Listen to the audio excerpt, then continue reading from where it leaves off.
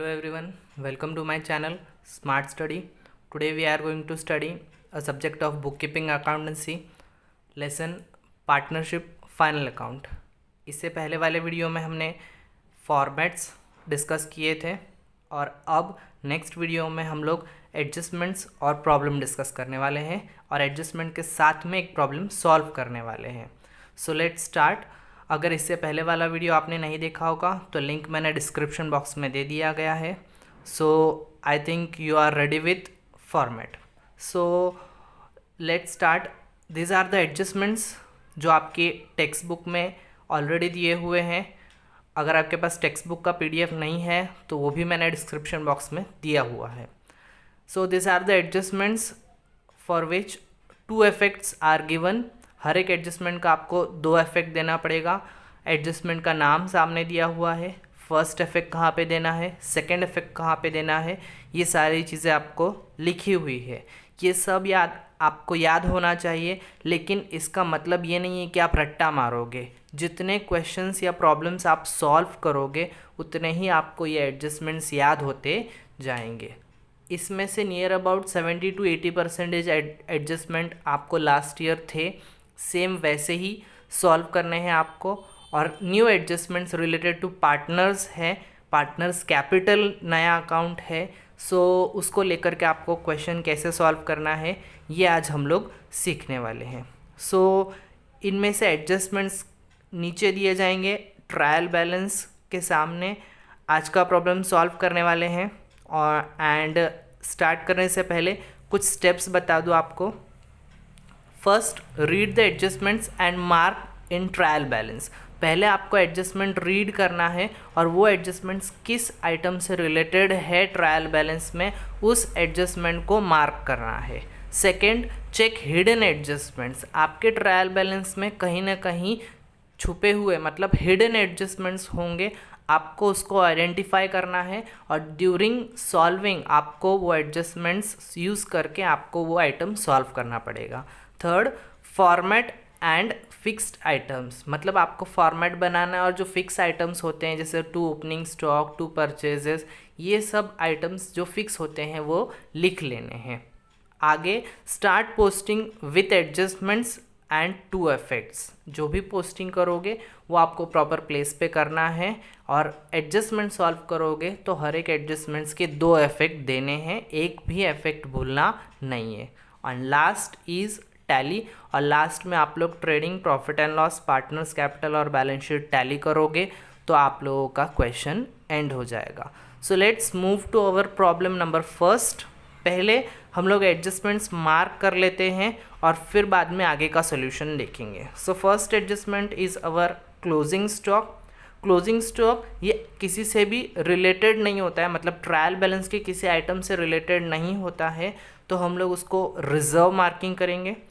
Second adjustment, outstanding expenses, that is salary and commission. अब ऊपर देखो आपके ट्रायल बैलेंस के अंदर कमीशन और सैलरी दोनों एक साथ में दिए हुए हैं, वहाँ पे नंबर मार्किंग कर लेंगे 2, क्योंकि एडजस्टमेंट नंबर कौन सा है 2. Next, third adjustment, depreciate furniture. आपके ऊपर ट्रायल बैलेंस के अंदर देखो फर्नीचर दिया हुआ है, फर्नीचर के ऊपर नंबर मार्किंग करेंगे 3. प्रोवाइड फर्दर बैड डेब्ट, ये आपका फोर्थ एडजस्टमेंट है. ये एडजस्टमेंट किससे किससे रिलेटेड होगा, एक तो सन्ड्री डेटर्स से और एक बैड डेब्ट से. दोनों के ऊपर मार्किंग कर देना है number 4. Next, goods of ₹5,000 destroyed by fire and insurance company admitted claim of ₹2,000. ये एडजस्टमेंट ऊपर ट्रायल बैलेंस में किसी आइटम से रिलेटेड नहीं है, हम लोग इसको रिजर्व मार्किंग करेंगे. And last, Shreyas and Mrunal are sharing profits and losses in the ratio 2:1. सो ये प्रॉफिट शेयरिंग रेशियो है जो आपके क्वेश्चन में दिया हुआ है. इसको हम लोग प्रॉफिट एंड लॉस के अंदर नेट प्रॉफिट जब डिस्ट्रीब्यूट करेंगे तब आप लोग इसको सॉल्व करेंगे. सो लेट्स स्टार्ट अवर क्वेश्चन. ये क्वेश्चन में आप लोगों को फाइनल अकाउंट डिस्कस करना है, फाइनल अकाउंट के अंदर एडजस्टमेंट्स डिस्कस करने हैं और पूरा सॉल्व करना है. आगे सेकंड स्टेप लेते हैं, हिडन एडजस्टमेंट्स को चेक करना है. क्वेश्चन में ट्रायल बैलेंस में देख लेते हैं कहीं पे हिडन एडजस्टमेंट्स तो है. हाँ, इंश्योरेंस ब्रैकेट में दिया हुआ है 9 मंथ्स, 9 मंथ्स दिया हुआ है, that is your hidden adjustments. क्या करना है, उसके कैसे दो इफेक्ट देने हैं, we will see while solving. Underline करके रख देते हैं। आगे third step, format.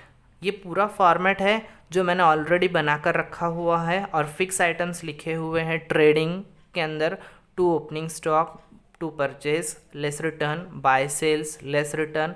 Partners capital के अंदर बाय बैलेंस बीडी लिखा हुआ है। सो ये नॉर्मल आइटम्स है जो हर सम में आते हैं, आपको रेडी करके रखने हैं। सो आपने भी अगर फॉर्मेट बना लिया होगा सो बी रेडी, और अगर नहीं बनाया होगा वीडियो पॉज करके क्वेश्चन लिख लो और फॉर्मेट के साथ में रेडी हो जाओ, so that we can solve our question. Next let's start our solution. So let's start our practical problem. आप क्वेश्चन लिख करके साइड में रखोगे सो दैट क्वेश्चन रेफर करके आपको सॉल्यूशन करने में आसानी होगी। सो एडजस्टमेंट मार्किंग कर लिए हैं। ट्रायल बैलेंस के एक एक आइटम करके हम लोग सॉल्व करेंगे, और जैसे ही आपको एडजस्टमेंट आएगा बीच में, उसके भी दो इफेक्ट देते चलेंगे। सो लेट्स स्टार्ट। पहला आइटम है आपके क्वेश्चन में कैपिटल अकाउंट। कैपिटल अकाउंट में दो पार्टनर्स के दिए हुए हैं capital, that is Shreyas 35,000 and Mrinal 20,000। सो इसको हम लोग पार्टनर्स कैपिटल के क्रेडिट साइड में बाय बैलेंस बीडी लिखा हुआ है, वहाँ पे लिखेंगे श्रेयस का 35,000 एंड मृणाल का 20,000। आगे नेक्स्ट आइटम है आपका परचेजेस। परचेजेस आपका ऑल जगह फिक्स है। ट्रेडिंग अकाउंट के डेबिट साइड में आप इनर कॉलम में लिखोगे, अमाउंट है 37,800।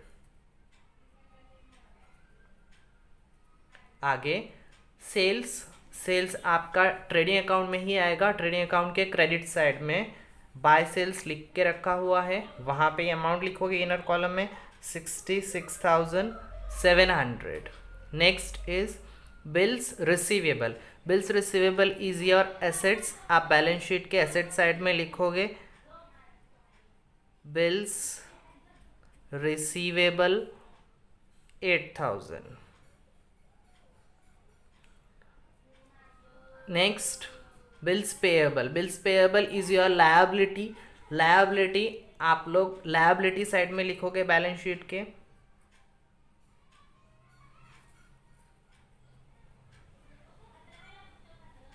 बिल्स पेएबल अमाउंट है 6,500। Next commission. अब कमीशन के ऊपर एडजस्टमेंट है, और एडजस्टमेंट बताने से पहले मैं आपको ये बता दूं कि कमीशन एक ऐसा आइटम है जो ट्रायल बैलेंस के डेबिट में भी आता है और क्रेडिट में भी आता है। कभी कभी रिसीव्ड और पेड लिखा हुआ होता है, लेकिन जब लिखा हुआ नहीं होगा, सिर्फ कमीशन लिखा होगा, तो आप लोगों को क्या करना है, इतना बात याद रख लो कि कमीशन इज़ इनडायरेक्ट एक्सपेंसेस और इनकम। सो ये प्रॉफिट एंड लॉस में जाएगा, ये तो फिक्स है। लेकिन डेबिट और क्रेडिट का प्रॉब्लम यहाँ से सॉल्व हो जाता है कि अगर क्वेश्चन में डेबिट में दिया होगा तो आप प्रॉफिट एंड लॉस के डेबिट में लिखोगे, और अगर क्वेश्चन में क्रेडिट में दिया होगा तो आप प्रॉफिट एंड लॉस के क्रेडिट में लिखोगे। सो आज हमारे क्वेश्चन के डेबिट में दिया हुआ है, और हम लोग डेबिट में लिखेंगे टू कमीशन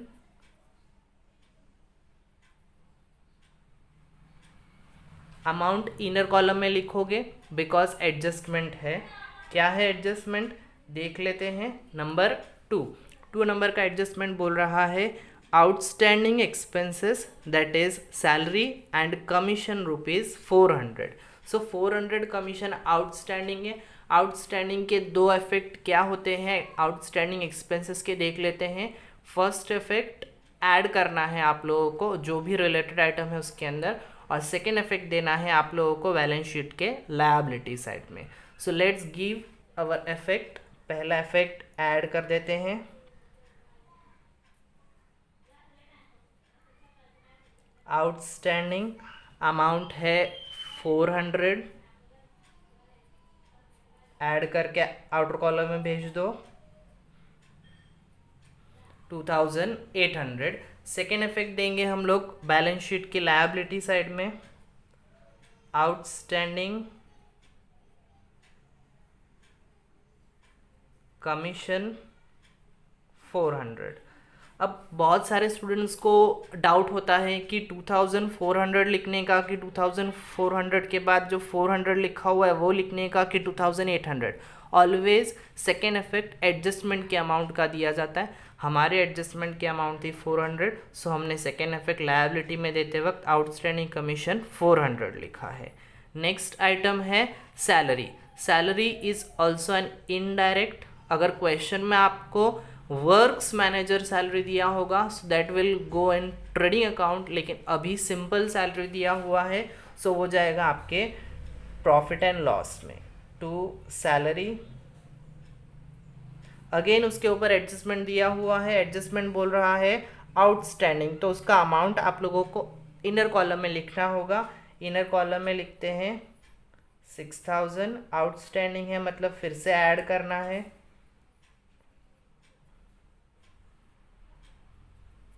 एडजस्टमेंट का अमाउंट दिया हुआ है 1200, सो 1200 आपको ऐड कर करके बाहर लेना है, दैट इज 7200। एंड इसका भी सेकेंड इफेक्ट आपके लायबिलिटीज में ही आएगा, सेम एडजस्टमेंट है 1200।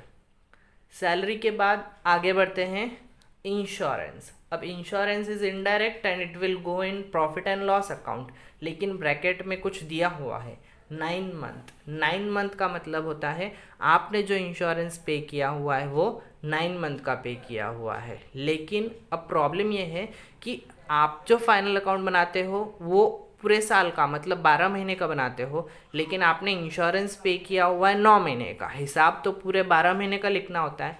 इसके लिए आपको ये समझना है कि इंश्योरेंस पे किया हुआ है 9 महीने का, फाइनल अकाउंट बनता है 12 महीने का, मतलब कुछ महीनों का आप लोगों ने फाइनल अकाउंट पे किया हुआ नहीं है।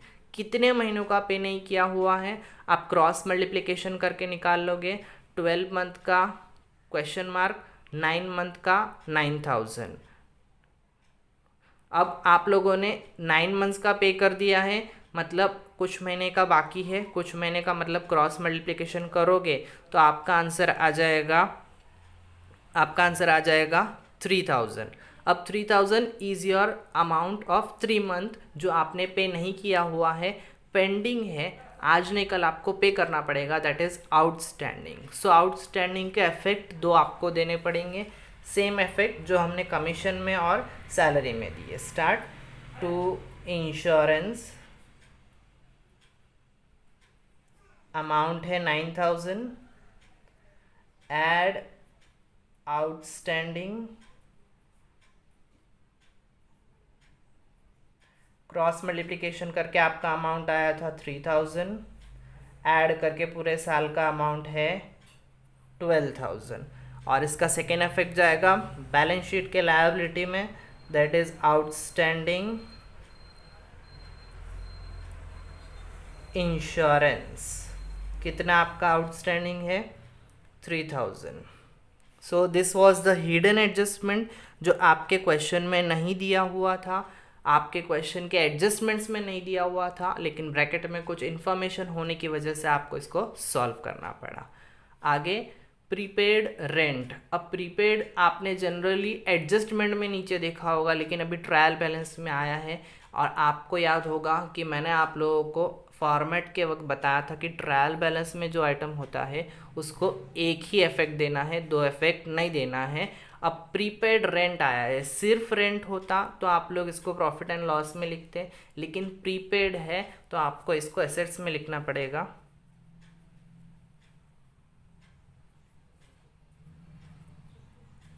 प्रीपेड रेंट अमाउंट है 3000। Next sundry creditors. Sundry creditors is your liability,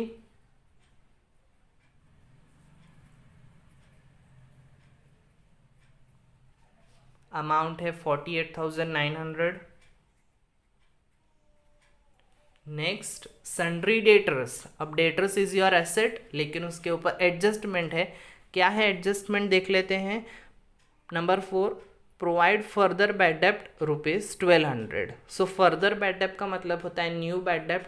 आपको बैड डेप्ट और डेटर्स का फॉर्मूला यहाँ पे सॉल्व करना पड़ेगा। सो लेट्स स्टार्ट एसेट्स में फॉर्मूले के अंदर आप लोगों को बताया जाता है कि न्यू बैड डेब्ट आप लोगों को डेटर्स के अंदर लेस करना है और बैड डेब्ट मतलब प्रॉफिट एंड लॉस के अंदर इसको ऐड करना है. So let's do it. Sundry debtors less new bad डेब्ट. डेटर्स का अमाउंट था क्वेश्चन के अंदर 25,000. न्यू बैड डेब्ट का अमाउंट एडजस्टमेंट में दिया हुआ है 1200. इसको माइनस करके बाहर लिखेंगे 23,800. सेकेंड इफेक्ट इसका देंगे टू बैड डेब्ट.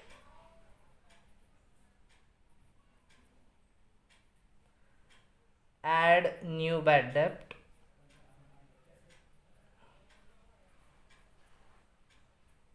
बैड डेब्ट आपके क्वेश्चन में दिया हुआ है, आप लोग एक साथ में डेटर्स के साथ में सॉल्व कर लोगे. नीचे फर्नीचर के नीचे बैड डेब्ट दिया हुआ है, दैट इज 500.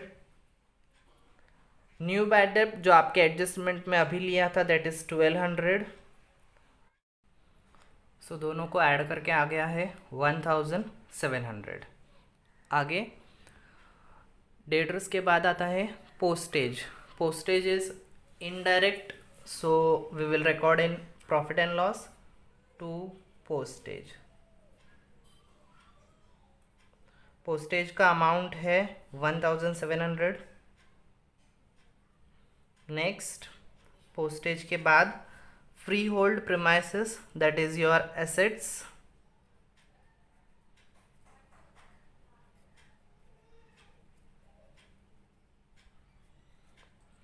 अमाउंट है 17,300. आगे furniture. Furniture is also your asset. Furniture का अमाउंट आप लोग इनर कॉलम में लिखोगे क्योंकि उसके ऊपर एडजस्टमेंट है.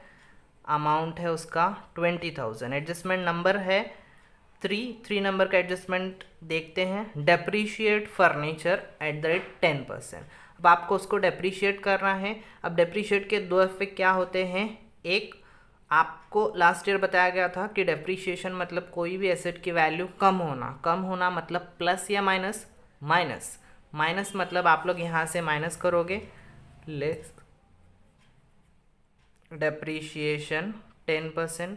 20,000 का 10% आएगा 2,000. माइनस करके आउटर कॉलम में जाएगा 18,000. इसका सेकेंड इफेक्ट जाएगा प्रॉफिट एंड लॉस अकाउंट के डेबिट में. To dep on furniture. आपका डेप्रीशिएशन चार्ज किया था आपने 2,000.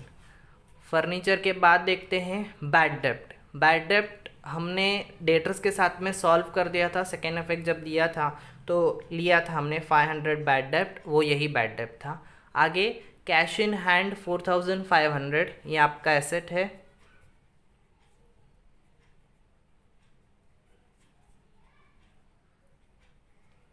Cash at bank 16,000, that is also your asset.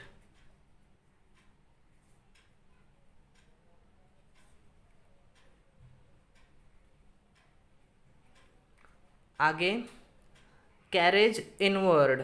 अब कैरेज इनवर्ड और कैरेज आउटवर्ड के लिए मैं थोड़ा बताना चाहूँगा कि कैरेज इनवर्ड, कैरेज आउटवर्ड और सिंपल कैरेज हमेशा याद रखना. कैरेज इनवर्ड आपके ट्रेडिंग में जाता है, carriage outward profit and loss में जाता है, और सिर्फ कैरेज आएगा तो वो आपके ट्रेडिंग में जाएगा. सो अभी कैरेज इनवर्ड है, सो वो हम लोग ट्रेडिंग में लिखेंगे.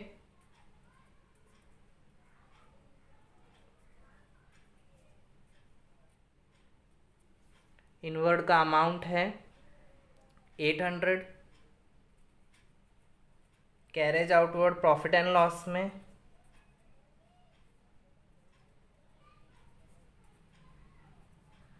आउटवर्ड का अमाउंट है 1700.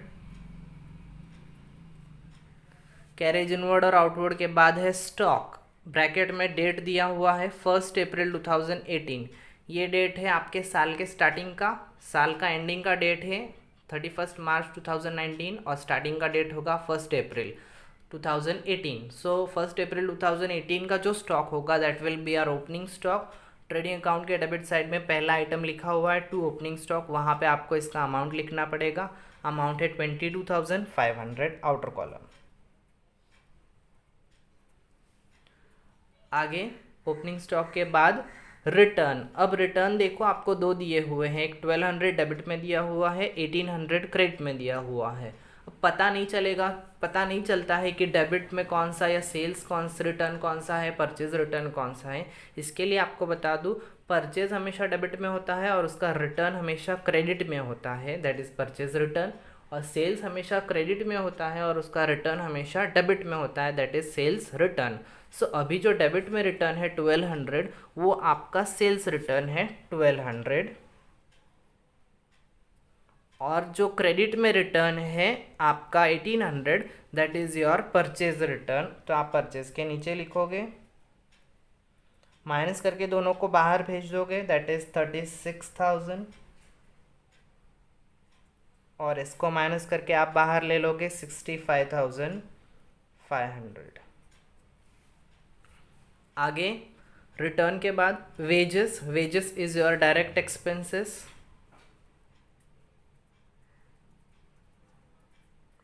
वेजेस अमाउंट है 3100। अब इसके बाद आता है आउटस्टैंडिंग वेजेस। आउटस्टैंडिंग वेजेस आपका अगर एडजस्टमेंट में होता तो आपको उसको दो इफेक्ट देने पड़ते हैं, लेकिन अभी ट्रायल बैलेंस में है तो इसका फाइनल इफेक्ट आएगा डायरेक्ट लायबिलिटी में। आउटस्टैंडिंग वेजेस अमाउंट है 1600। आगे आपका ट्रायल बैलेंस ख़त्म हो चुका है।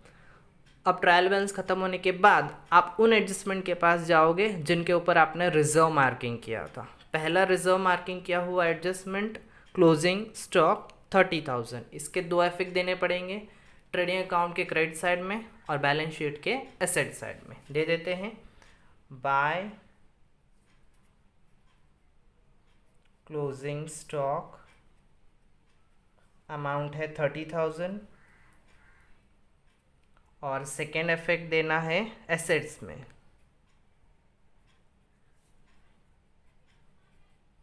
अमाउंट है 30,000। आगे रिजर्व किया हुआ एडजस्टमेंट है goods of ₹5,000 destroyed by fire and insurance company admitted claim ₹2,000 only. आपके कंपनी में से गुड्स जल गए थे, टोटल गुड्स जल गए थे 5,000 के, इंश्योरेंस कंपनी ने उसका क्लेम दिया है 2,000 रुपीज़। तो आप लोगों को तीन इफेक्ट देने पड़ेंगे। तीन इफेक्ट मतलब एक इफेक्ट 5,000 का, एक इफेक्ट 2,000 का और एक इफेक्ट 3,000 का। So let start. Trading account के क्रेडिट में पहला इफेक्ट देंगे by goods destroyed by fire.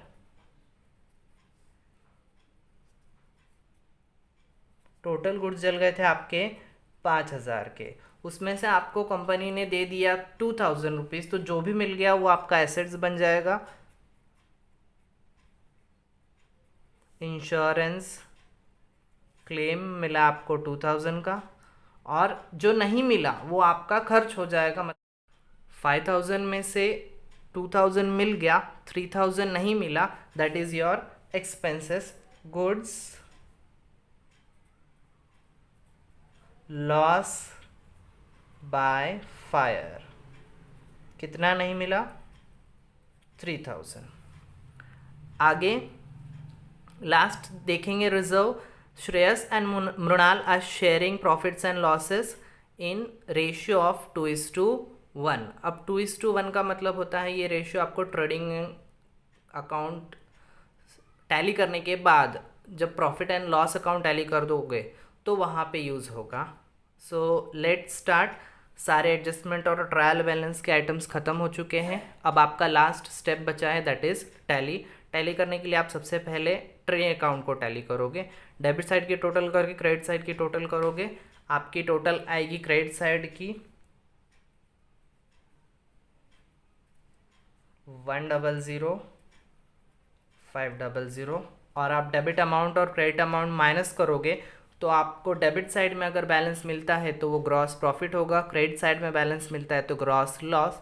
आज आपकी क्रेडिट साइड की टोटल बड़ी है तो आपका डेबिट साइड में बैलेंस मिला है, मतलब ग्रॉस प्रॉफिट अमाउंट आया है 38,100। अब ये 38,100 आप लोग ट्रांसफ़र करोगे प्रॉफिट एंड लॉस के क्रेडिट साइड में बाय ग्रॉस प्रॉफिट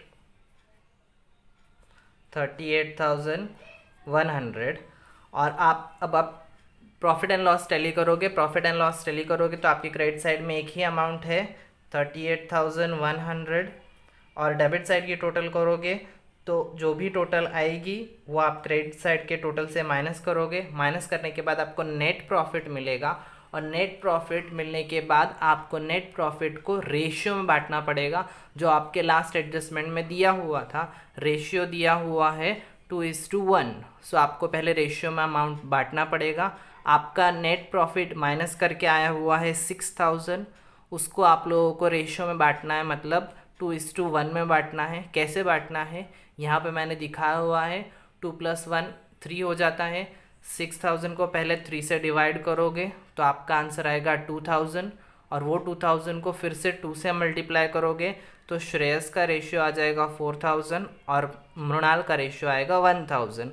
चेक करने के लिए आप लोग दोनों को प्लस कर सकते हो। 4,000 + 2,000 आपका आंसर 6,000 आ रहा है, मतलब आपने जो रेशियो डिवीजन किया हुआ है वो राइट है। सो लिख देते हैं टू नेट प्रॉफिट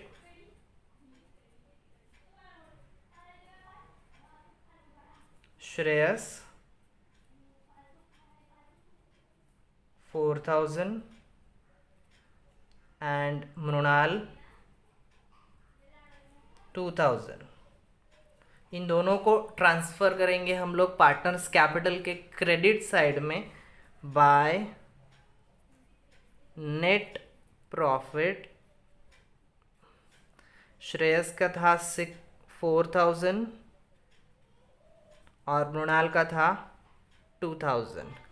अब दोनों को टोटल करने के बाद पार्टनर्स कैपिटल को भी टैली करेंगे। टैली करने के बाद श्रेयस की टोटल आ रही है 39,000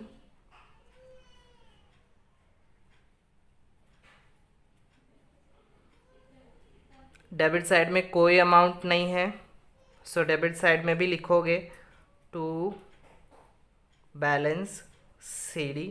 यही अमाउंट आपका CD बन जाएगा 39,000। आगे पार्टनर्स कैपिटल के मृणाल की टोटल है 22,000। 22,000 आपने टैली के लिए लिख लिया 22,000 और यहाँ पे भी कोई अमाउंट नहीं है, सो 22,000 इज़ योर बैलेंस। सो ये 39,000 और 22,000 आपको लायबिलिटीज़ में लेके जाना है। श्रेयस का 39,000 एंड मृणाल का 22,000। This is your balance of partners capital account which you have bought in to liability side. अब दोनों को प्लस करके हम लोग बाहर भेजेंगे, दैट इज़ 61,000 और पूरे लायबिलिटीज़ के अमाउंट की टोटल करोगे और एसेट्स के अमाउंट की टोटल करोगे तो अमाउंट सेम आना चाहिए और आपका आंसर दैट इज़ पूरा trading profit and loss partners capital and balance sheet पूरा टैली हो जाएगा। टोटल करके आ रहा है 1,22,600 दोनों साइड का आ रहा है, मतलब बैलेंस शीट टैली हो गया और हमारा पूरा आंसर सॉल्व हो चुका है। So this was the partnership final account which we have discuss. अगर आपको वीडियो पसंद आया होगा तो लाइक शेयर सब्सक्राइब करें और ऐसे ही सेम अदर प्रॉब्लम सॉल्व करेंगे। सो मिलते हैं नेक्स्ट वीडियो में। Thank you very much.